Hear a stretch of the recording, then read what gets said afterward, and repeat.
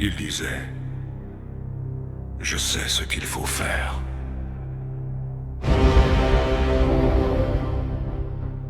Il avait tout, mais voulait plus encore. Pas de limite, pas de décor. Juste une place au-dessus des voies, là où le pouvoir devient loi.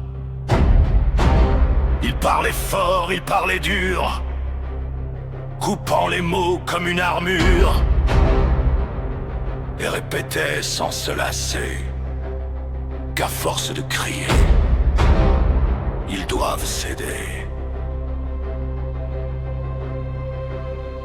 Et plus il montait, plus il criait, et plus il criait, moins on l'aimait. Pour le bien du pays, disait-il, en écrasant les voix fragiles. Pour le bien du pays, encore, même si le peuple n'entendait plus rien, il ne voulait pas être compris, il voulait juste être obéi.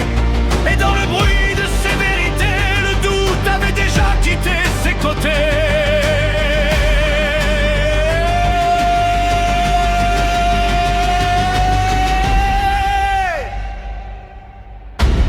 Premier ministre, enfin le sommet, mais le sommet n'est rarement aimé. Les couloirs deviennent des pièges, les regards des sortilèges. Il voit des trahisons partout, dans les silences, dans les cours. Et chaque mot devient danger, chaque sourire une armée cachée.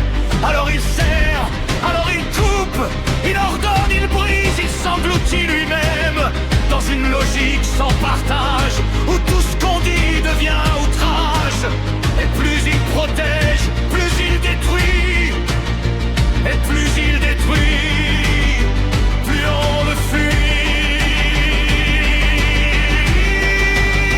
Pour le bien du pays, encore, même si tout se vide dehors. Pour le bien du pays, toujours, même si l'amour perd le jour. Il ne veut plus être écouté, seulement suivi, seulement obéi. Et dans le bruit de ses raisons, le monde devient une soumission.